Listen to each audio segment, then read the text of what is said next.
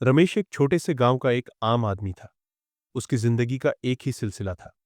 सुबह उठना, मजदूर करना, शाम को थके हारे घर लौटना और दिन खत्म।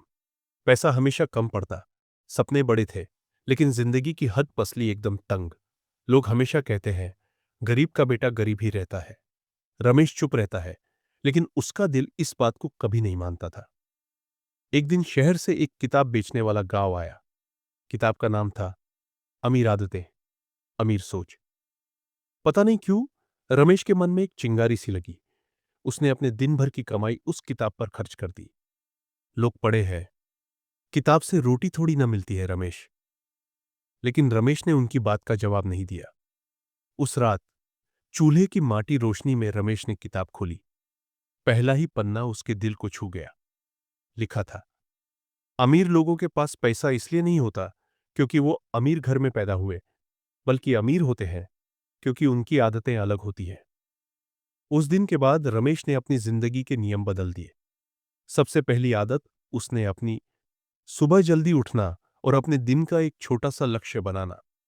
उसने देखा कि गांव के लोग शहर जाकर सब्जी बेचते हैं, लेकिन कोई भी अपनी सब्जी को अच्छे से तैयार नहीं करता।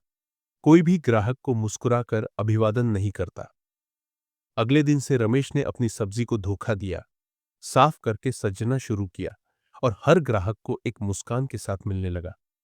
दूसरी आदत उसने सीखी, कमाई का एक हिस्सा हमेशा बचाना।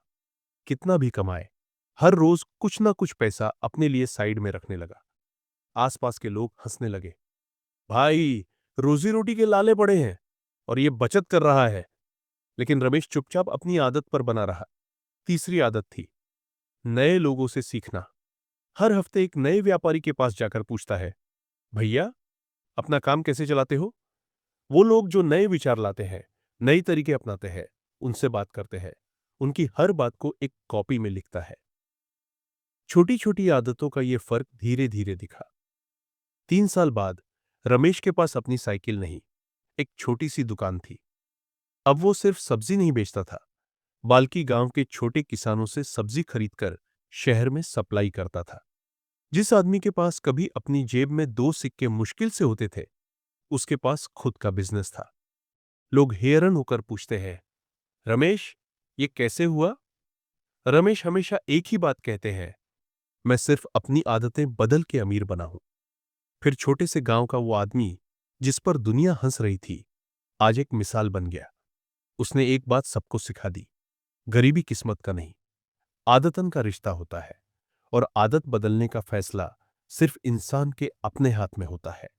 अगर रमेश जैसा एक आम आदमी अपने जीवन की दिशा अपना अनुशासन और आदतों से बदल सकता है, तो हम सब कर सकते हैं।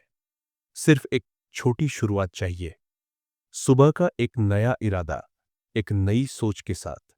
क्योंकि किस्मत वही बदलती है जहां आदतें बदलती है।